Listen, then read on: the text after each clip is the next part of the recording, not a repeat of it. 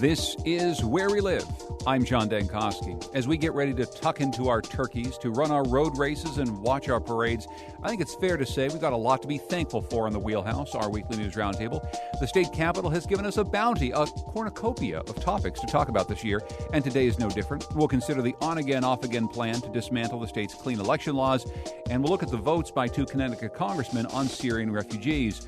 You can join the conversation, 860-275-7266. Comment on our website, wnpr.org/where we live, and you can find us on Facebook and Twitter at Where We Live. Joining us, as always, is Colin McEnroe, the host of the Colin McEnroe Show on WNPR. Hello, Colin. Good morning, Mr. Dankosky. Joining us from the Connecticut Mirror is the Capitol Bureau Chief, Mark Pazniokis. Hello, Paz. Good morning, John. And Christine Stewart, the editor of ctnewsjunkie.com. Hi there, Christine. Hi, John. So we're going to start with, well, the gift that just keeps on giving, the state budget. Budget negotiations continue between Governor Daniel Malloy and legislative leaders. They're expected to continue next week. At one point during the negotiations yesterday, legislative leaders met privately without the governor.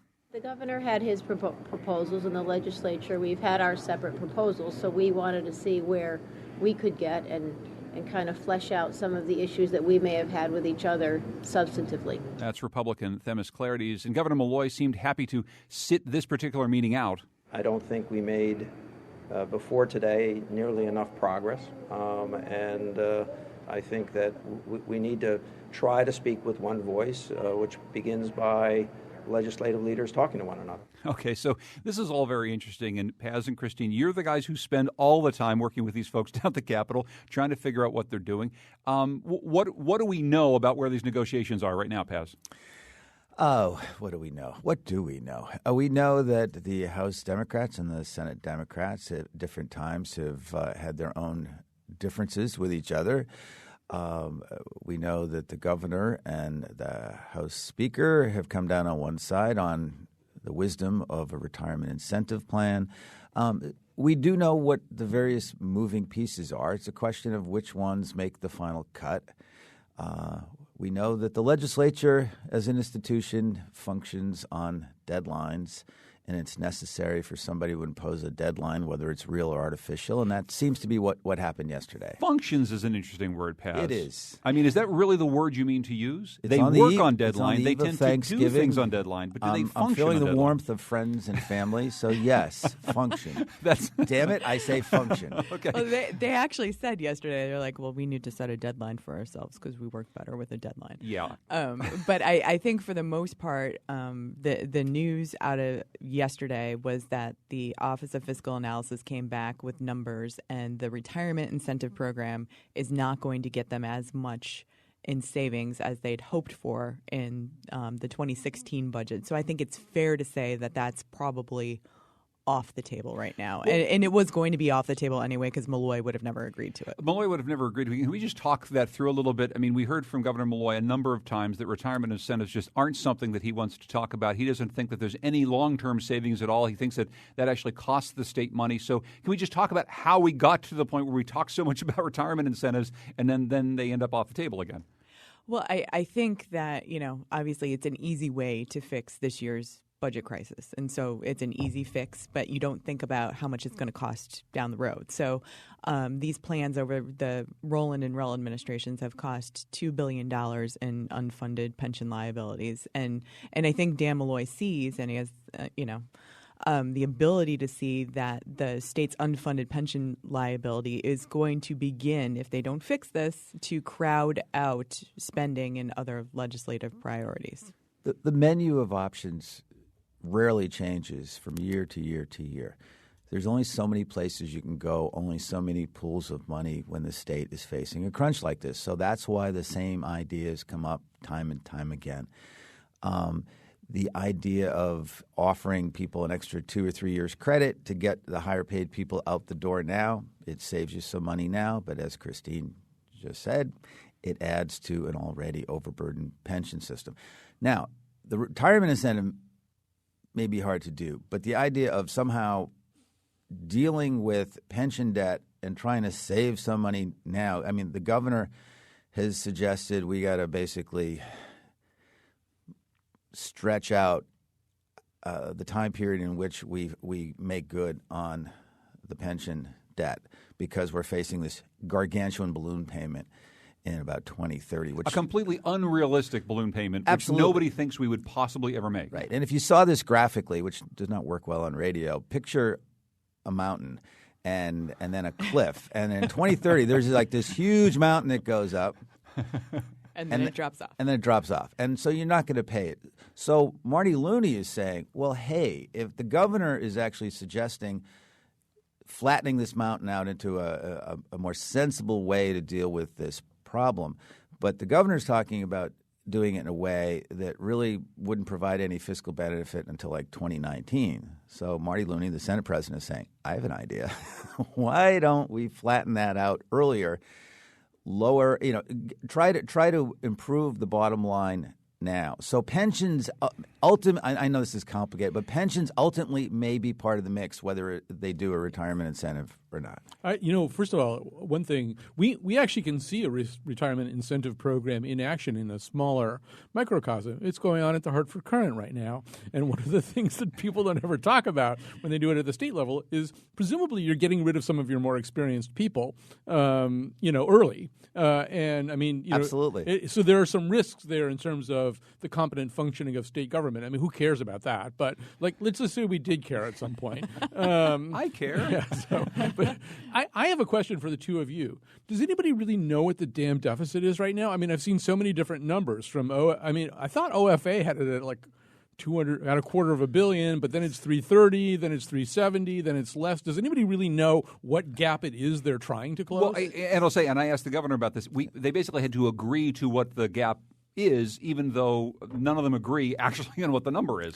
No, that's right. And what's the number they're dealing with? 350 now? They're dealing with 350. Okay. Yeah. So, but you also have to keep in mind that that's not a true deficit. But. Right.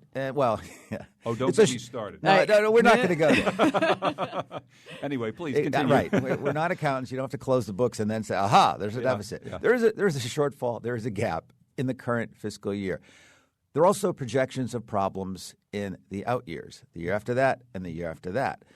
So it can be very confusing, I think, for consumers of news. It can be very confusing for producers of news to keep all this straight. You're dealing with multiple fiscal years. Obviously, to the extent you close a gap this year, you lessen the problems in the out years. So anything smart they do this year to close the gap, the benefits will multiply in the out years. If it's not a one-time thing. Absolutely. If it's not a one-time thing.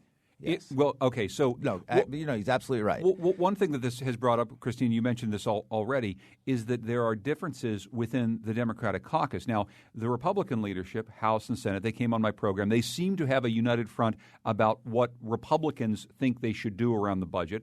Mm-hmm. Why the differences between what's happening in the House and the Senate amongst Democrats? I think the main difference between those two is the retirement incentive program. I mean, that's the biggest difference. Both of them ended up going back and restoring money for the Citizens Election Program. So take that off the table. I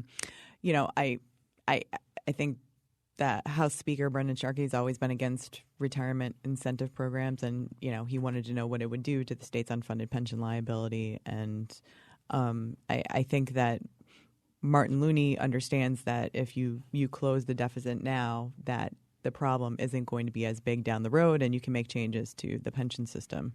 Is it fair to say that the Republicans are actually part of the negotiation here? I mean, they've been calling for years to let us be part of this system of actually trying to solve the budget problems of the state.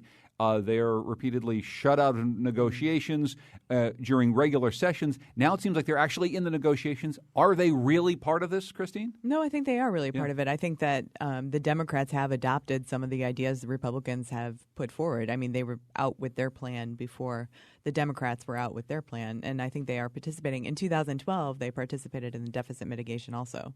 Success has many fathers and failures an orphan. One way to get to the table in a situation like this, where nobody really wants to sign the final thing, right? I mean, whatever they come up with, it's going to be highly unappetizing.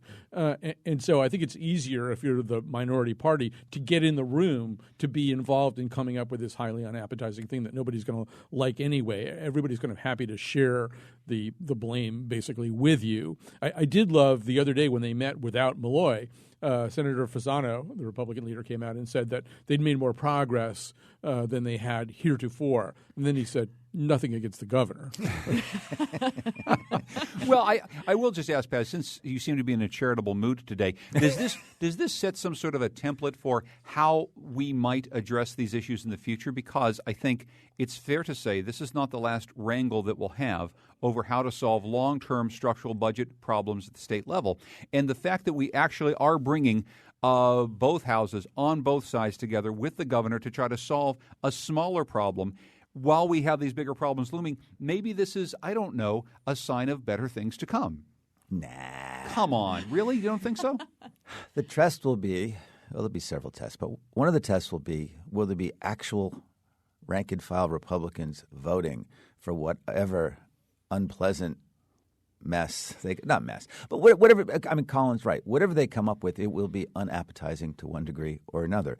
And if one of the joys of being in the minority is you're not responsible for making sure there's a budget at the end of the day or a deficit mitigation plan, as the case may be, at the end of the day. So will Len Fasano and Themis Claridis bring along their members? And you have to look at this in the larger context of we are on the eve of an election year for the General Assembly. So it's a multi-level game being played here. Some of it's fiscal, but some of it's political. Everybody has one eye on how stuff's going to play in the 2016 elections. Well, I know that Governor Malloy really has a couple of big priorities that he put forward in some of the decisions he already made and that he wants to continue to talk about. And they're not actually about cuts to anything, Christine, because nobody wants to talk about the ways in which they're cutting state government. But he really wants to make sure we preserve funding for a big transportation plan, and he really wants to make sure that we put some tax breaks, especially tax breaks to roll back some of what happened around corporate taxes during the last legislative session. Does it seem likely that in the crisis that we're in, that we're going to agree to some of those things, keeping some money in transportation, making sure that we also make some tax breaks for corporations as well? I think so. I think what was interesting is that the Democrats came out with their proposal and they delayed some of the money we would collect from the sales tax going towards transportation for a few months. But they also did that for their own initiative for the car tax. So I think that he is going to try to preserve the transportation funding. And I think that what was the other question? No, there's the transportation funding, but there's also taxes. I mean, he wants to make sure that top of all this, and we talk an awful lot. I mean, we're just getting a tweet from Stephen who says income inequality is higher than ever recorded. Taxes as percentage of GDP are never lower. Why aren't we talking about revenue? And that's a total third rail. When I talk to anybody at the state capitol, should we think about raising more revenue, maybe from top income earners in the state? Everyone wants to run far, far away from that. Maybe it's because of the upcoming election year. But they also say, well, look, we don't want corporations or high-income earners to leave the state. I mean, are we going to have a serious conversation about tax breaks baked into this entire pot in which we need to actually save money in the state budget? Well, I think that they have put forward what the governor has put forward to give businesses a little bit of a break. I think it's under $10 million that we'll be putting back into the budget for that. And he has said he wants to go forward with that, whether they do these spending cuts or not. He wants to make sure that they go forward with a special session and make sure that they send business a message. And I think if you look at GE, I think GE's down to, there was news articles that they we're not considering Georgia anymore. So I think it's down between New York and Connecticut again. It's really New York and Connecticut. Colin? The only thing that I would say about that is I feel like somehow or other, because the corporate tax issue or the business environment issue, I think that's sort of the better way to talk about it. So, the notion that Connecticut's a bad business environment, it gets discussed in such a gauzy and broad way. And it's that sort of bad cases make bad law argument. So then the solutions are not necessarily as well targeted as they could be. The reality is, if you want to look at the thing that really affects businesses and affects everybody, it's the property tax, right? I mean, GE, as was well documented, they don't pay corporate taxes. So that's never been the problem. But if you want to look at something that would probably, if you want to target your relief somewhere, the property tax, first of all, businesses have to pay property tax. Their employees have to pay property taxes. All the rest of us have to pay property taxes. If you were going to direct relief in a meaningful way that would probably make Connecticut a more attractive place to do business, that's where I would put my effort.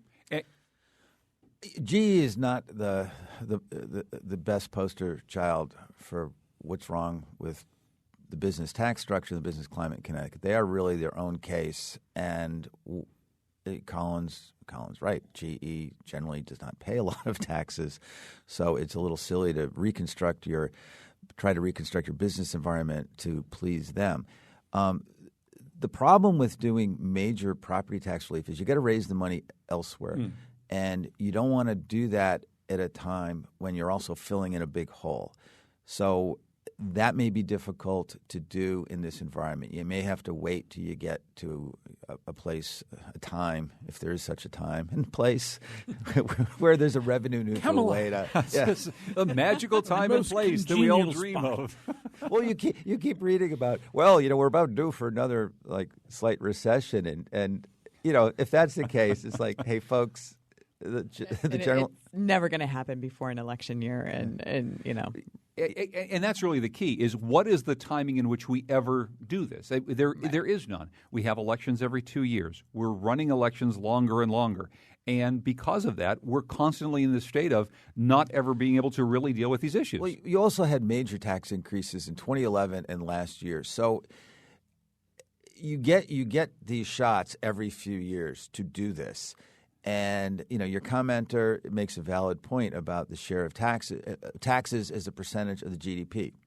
Absolutely. But that's not how most taxpayers look at it. They look at what they're paying. So this probably is not the political environment, whether it makes fiscal or economic sense is a broader discussion, but it's not the political environment to say, hey, we're going to whack the top rate now, or raise the top rate rather. Bernie Sanders.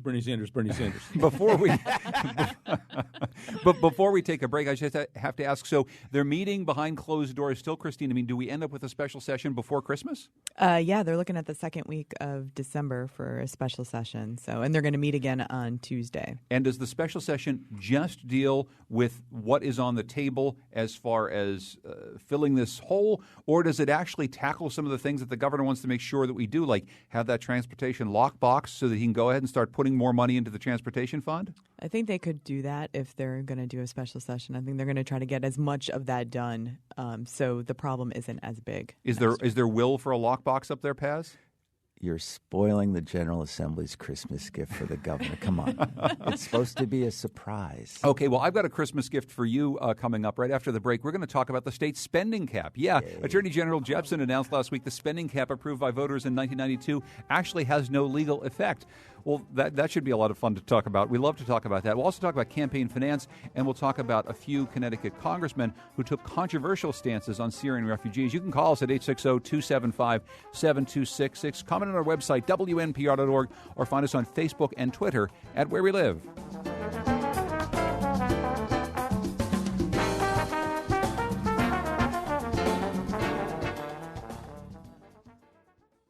This is Where We Live. I'm John Dankosky. It's Wednesday, so is the Wheelhouse, our weekly news roundtable, the final Wheelhouse before Thanksgiving.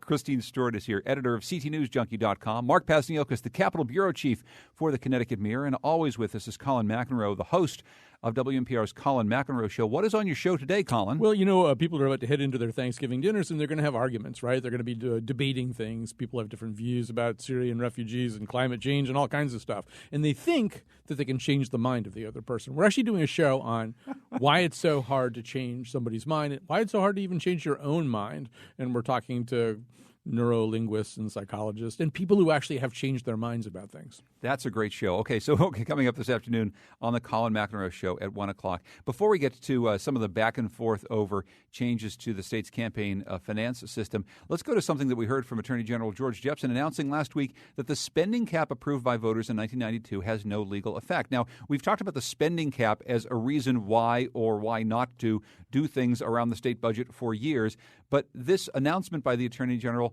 I don't know, Paz, it sounds like the thing we already knew. I'm wondering what impact you think this has. Well, I would make the obvious observation that Connecticut's problem right now is not complying with the spending cap.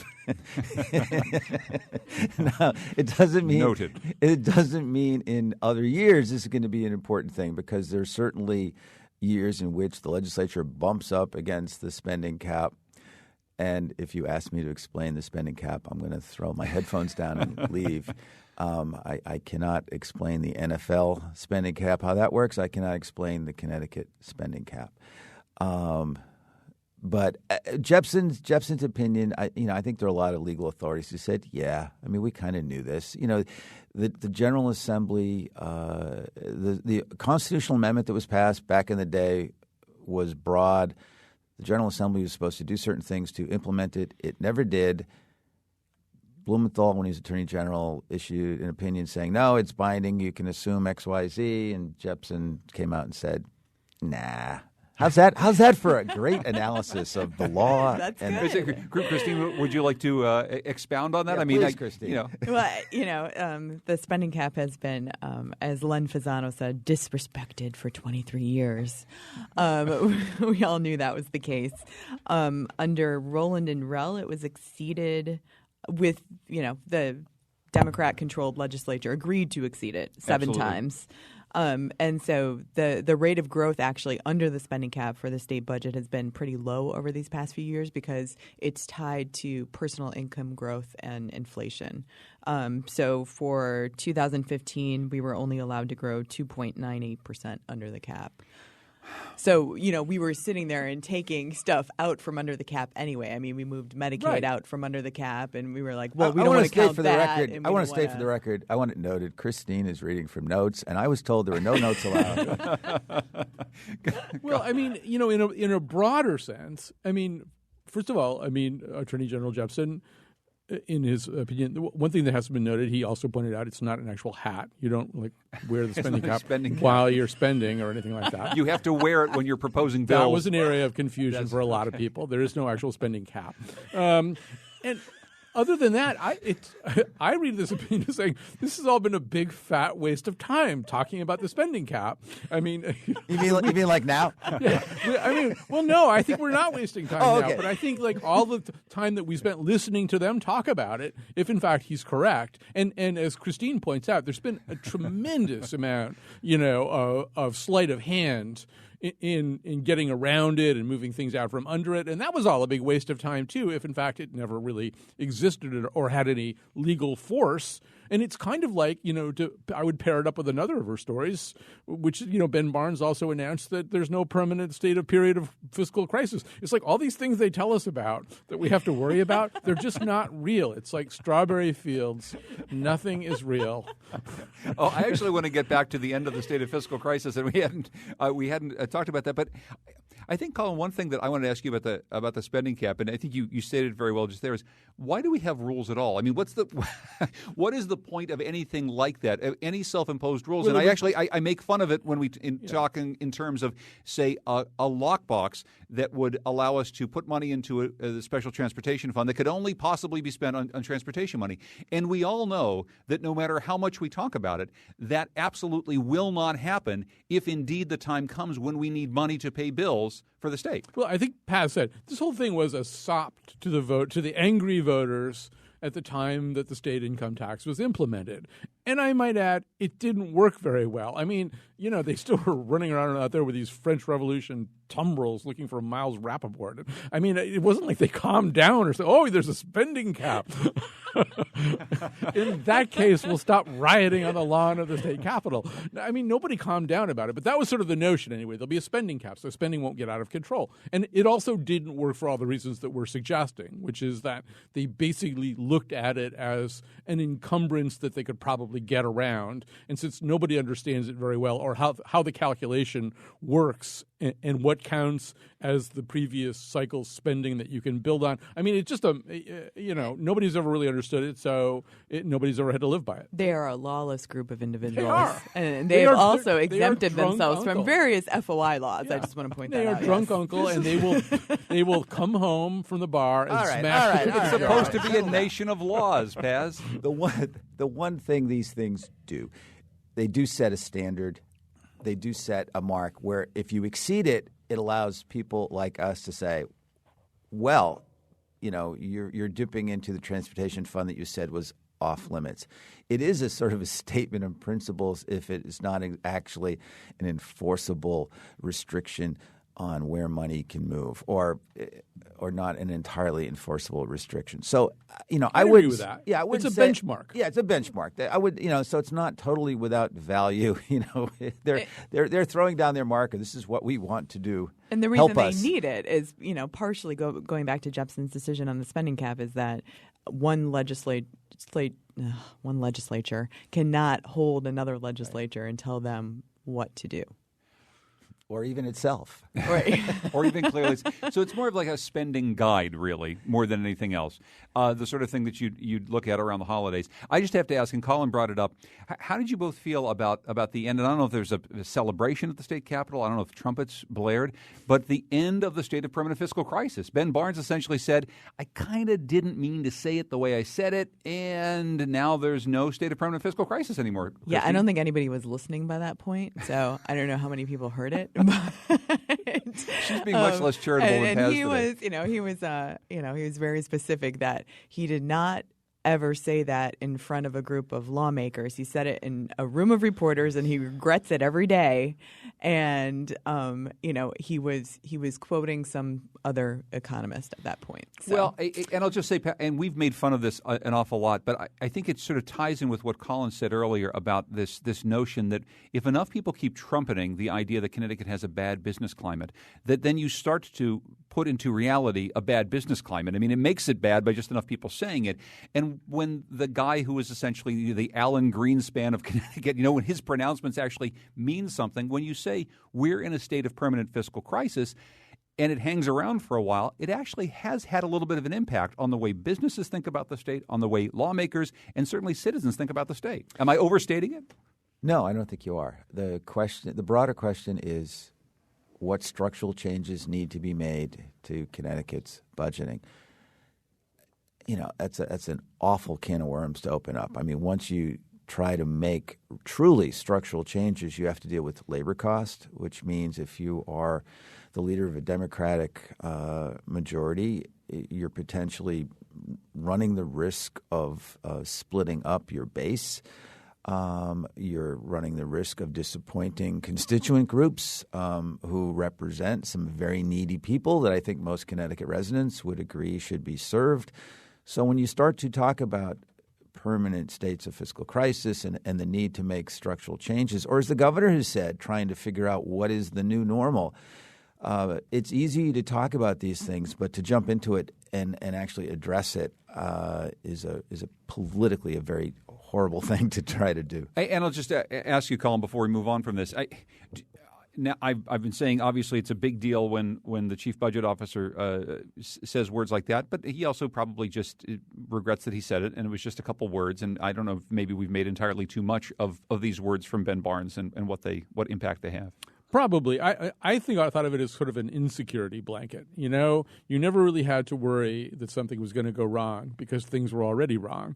But, in a way, it feels a little bit like a dodge away from the essential question that we can never really wrestle with. And I know I'm oversimplifying it, but when you back up, the question really is, how much government do you want and how are you going to pay for it? And, I mean, that's what budgeting is. And so saying that we're in a permanent fiscal crisis is sort of like saying, well, we have really no way of effectively considering that question. And he's sort of right. I mean, listen to the conversation we had in the first segment of today's show. We are in a state of permanent fiscal crisis because, back to Steve or whatever his name is, his comment, we're really not willing to talk about how much government costs and how we're going to pay for it. Well, we're also on the verge of a recession here, depending on who you believe. Okay. And I think that the economy has changed in ways and state government hasn't changed in certain ways. Yeah. So we expect, certain revenue streams to be there that just aren't there anymore because the economy's changed. But that's so interesting, though. The economy's changed. People's spending habits have changed. The way people view the housing market. Businesses have adapted an awful lot, and you're absolutely right. The way we do stuff at the Capitol just really hasn't changed at all. No, we have the same pots of money and we have the same pots of revenue. The only recession-proof business in Connecticut is the government. All right. Well, okay, so last week legislative Democrats floated the idea of saving money money by suspending the state's citizens election program. It didn't take too long for that trial balloon to be shot down. The proposal drew criticism from former presidential candidate Lawrence Lessig, who was on the Colin McEnroe show. Let's listen to a little bit of what Lessig said, first of all. Connecticut, like every state, is facing terrible difficulties because of budget constraints, partly because we've built into our mentality, a very skewed conception of how we should be raising money to support government. But, put that aside. This is a real problem across the country. But we can't compromise on a principle of representative democracy in order to solve that problem.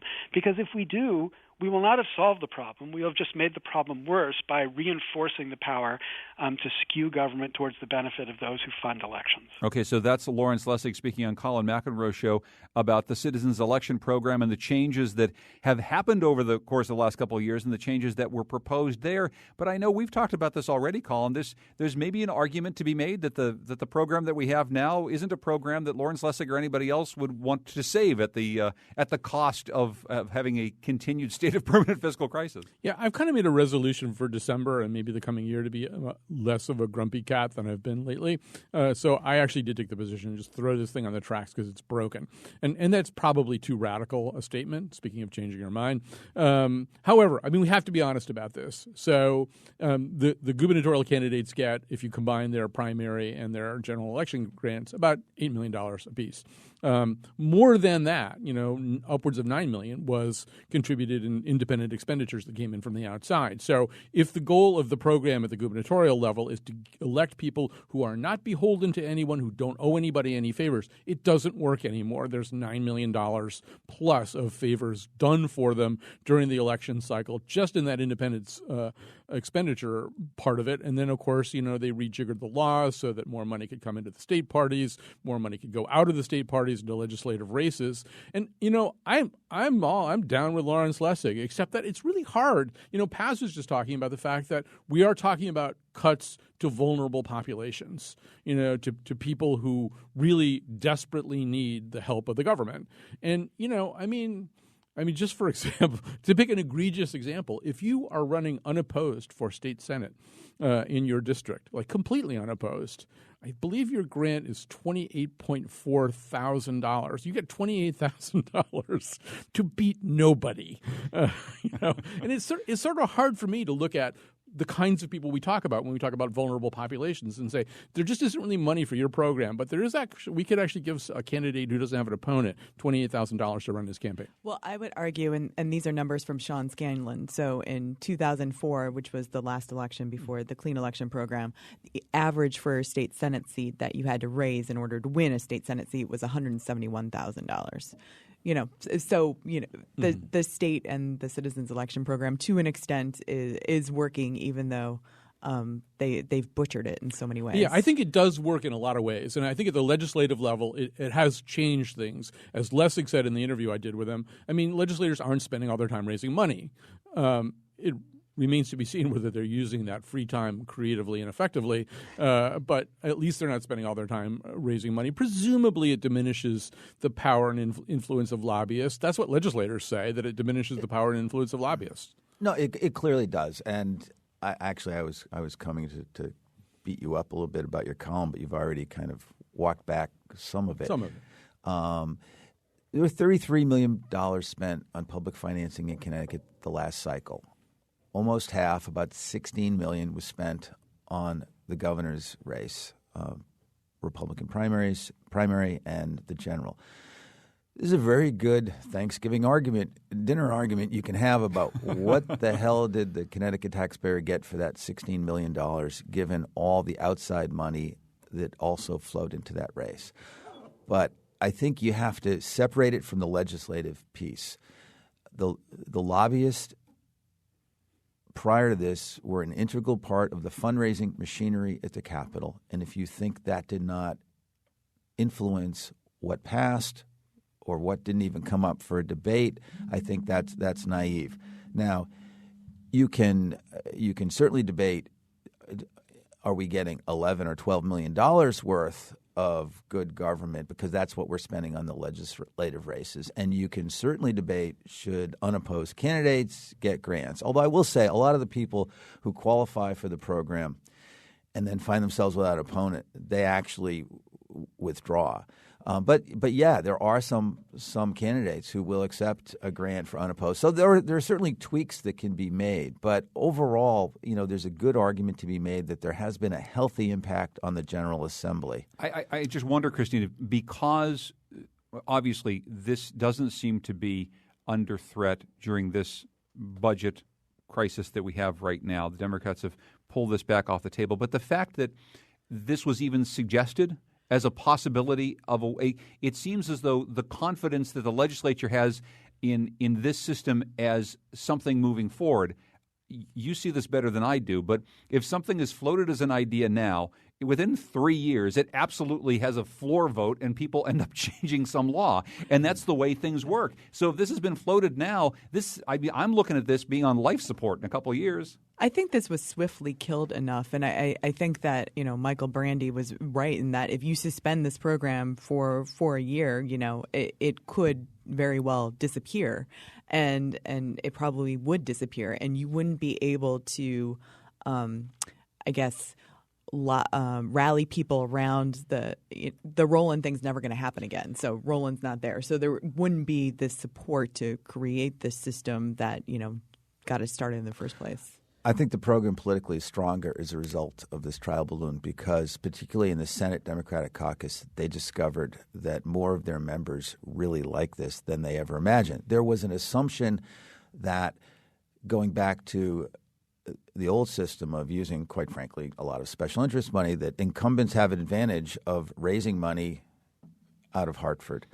And the assumption was the incumbents would do great without it. Well, what they found was a lot of their members said, no, we do not want to go back to that old system. Because one of the things public financing does, it pushes the fundraising back into the districts. The qualifying amounts, they do all have to raise, a House member has to raise $5,000 to qualify, Senator $15,000.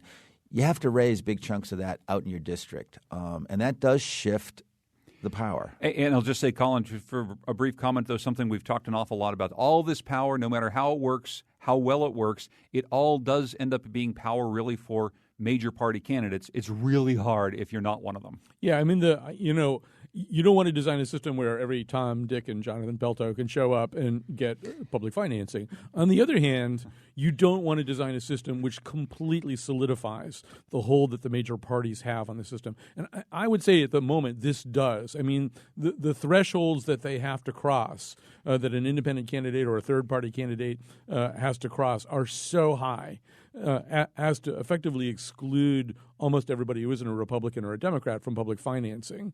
I just want to reinforce what Paz said. It was really hard to talk legislators into this idea back in 2004 or 2005 or whenever it was. They didn't like this idea at all. Now they like it because, in fact, the other people who like it are a lot of lobbyists because they were tired of getting shaken down all the time, too. So it wasn't like they were sort of saying, please let us give you money so that we can influence you. This was a very tiresome thing for them, too. Colin McEnroe from the Colin McEnroe Show is here, along with Mark Pazniokis of the Connecticut Mirror and Christine Stewart of CTNewsJunkie.com. We'll be right back to talk more about some of the big news of the week in the Wheelhouse, our weekly news roundtable here on Where We Live.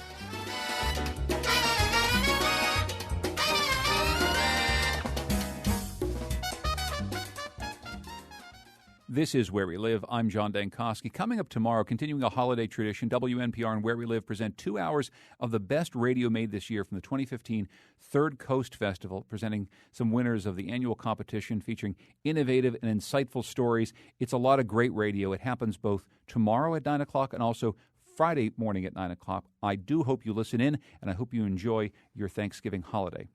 I'm joined today by Colin McEnroe, host of the Colin McEnroe Show on WNPR, Christine Stewart, the editor of CTNewsJunkie.com, and Mark Pazniokis, the Capitol Bureau Chief for the Connecticut Mirror. It's the Wheelhouse, our weekly news roundtable. Now, last week, the U.S. House of Representatives approved the American SAFE Act, which is intended to strengthen the refugee vetting process. Comes in the wake of the Paris attacks, of course. It was a bill supported by the Republican majority, but some Democrats voted in favor of it as well, including Connecticut's Jim Himes and also Joe Courtney.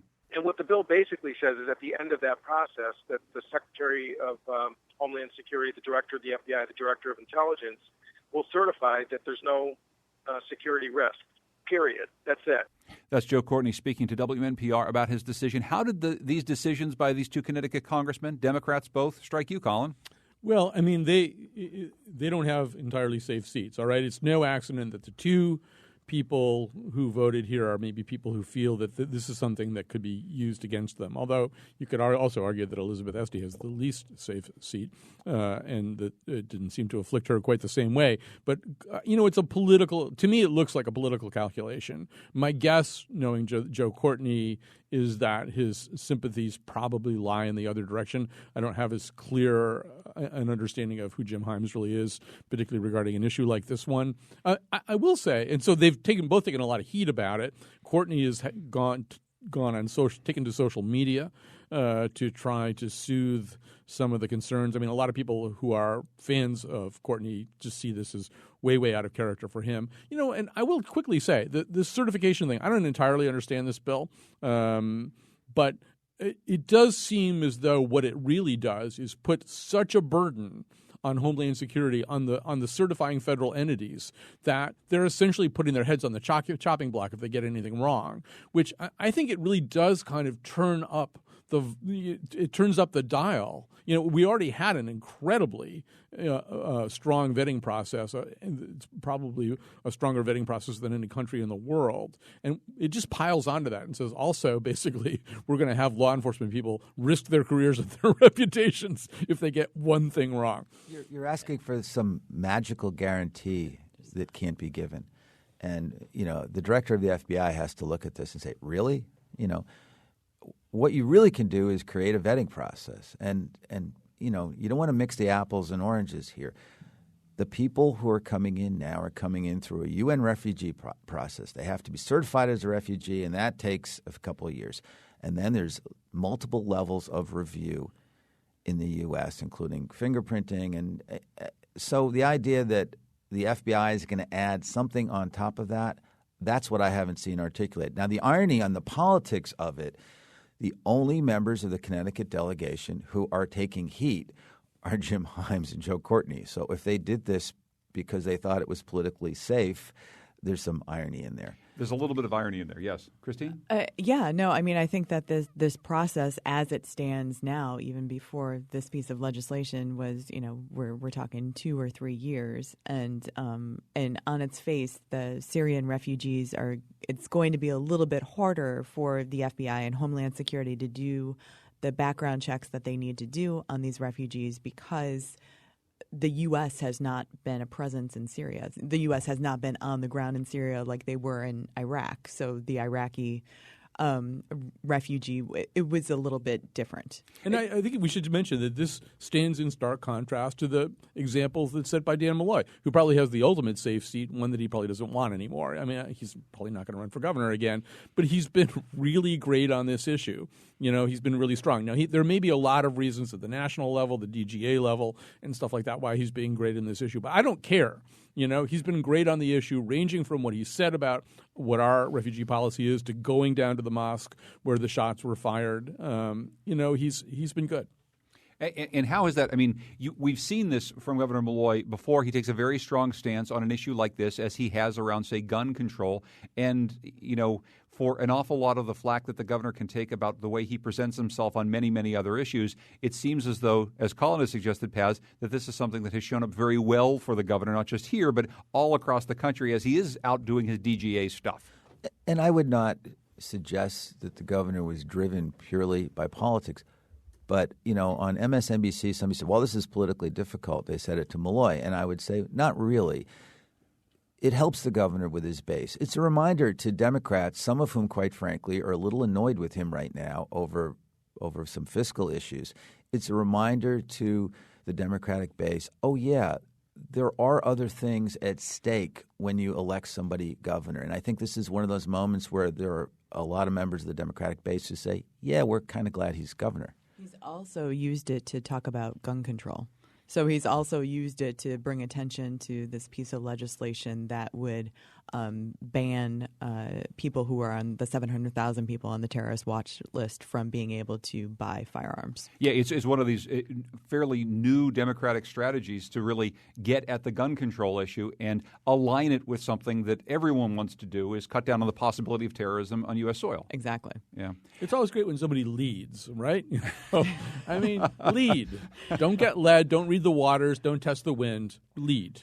Well, I just have to, before we move too far away, Paz, Senator Blumenthal went to the state capitol to discuss something that wasn't this issue, genetically modified fish. But then he was asked questions about Syrian refugees and immigration. What happened to this? This is one of those press conferences that wasn't supposed to be about this stuff. It was wonderful, to see stuff go off script.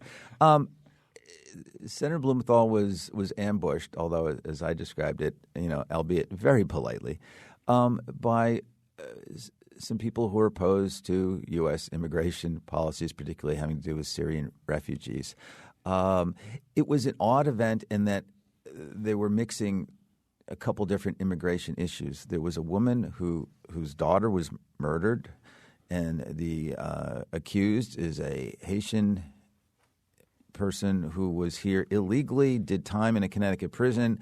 ICE was supposed to deport him after he did his time. They haven't been able to get Haiti to take him. So there was that issue about how does ICE work, which, by the way, Senator Blumenthal, Senator Murphy, and others have tried to intervene on behalf of this woman.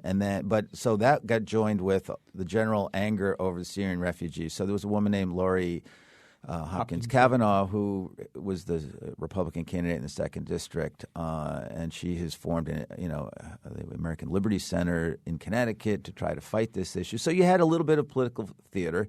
Senator Blumenthal, I don't believe his pulse rate went up a single beat, and he just smiled and said, "Thank you," and I'd be happy to meet with you. And but back to Joe Courtney, that was his opponent, and so I mean that may have something, and the fact that somebody is doing that kind of rabble rousing and demagoguery right under his nose may have something to do with what she has a radio show at Eastern Connecticut. There you know how those radio people are. There are two dueling rallies on Saturday. If they're both at the state capitol. If people want to go, if you don't want to go out for Small Business Saturday, you can go do that. Okay, Christine, we just got a couple seconds left here. What's one thing you're thankful for? Oh, I'm thankful for my daughter. Congratulations on your beautiful daughter being born this year, and happy Thanksgiving to you. Paz, how about you? What was something you're thankful for this year? I am thankful. Both my daughters are on their way home right now, but I have to say, after spending a couple hours in a bar last night saying goodbye to some people who are leaving America's continuously published newspaper, I am thankful that I am still in this business and people have given me the opportunity to remain in this business. Yeah, thank you. Yeah, as Colin said before, a lot of really good people leaving a really good newspaper. Colin, how about you? I'm thankful that I declined the offer to become the punter for the Berlin high school football team. It seemed really attractive, and I did give it some serious consideration, but it would not have been a wise move. All right. Well, I have to say, I'm thankful for the team that produces Where We Live, which includes Tucker Ives, Lydia Brown, Betsy Kaplan, and Josh Nalea. I'm thankful for our technical producer, Kyone Wolf, who always makes everything sound so good and look so good with her pictures. I'm thankful for our digital editor, Heather Brandon, who makes sure that everything is done so perfectly for our WNPR.org website. I'm thankful that Katie Tolarski is not only the executive producer of Where We Live, but also back in the office. It's good to have you back. I'm thankful to our interns who give so much of their time, Zach LaSala and Nate Gagnon, Stephanie Reif, and Leda Quast. I'm thankful for the smart reporters and writers and professors who come on the Wheelhouse each Wednesday to talk about the news of the week, most especially Paz and Christine. Thank you both very much. And I'm thankful to get to do this every week with one of the smartest people I know, Colin McEnroe, who sits to my left here. I'm thankful to CTN for taking pictures of the back of my head, ever balding year after year. Thankful for them coming in and taking pictures of this. And I'm thankful to you for listening to WNPR and to Where We Live. To all, a happy Thanksgiving. Please enjoy the long weekend and drive safely if you're traveling far. I'm John Dankosky. This is Where We Live.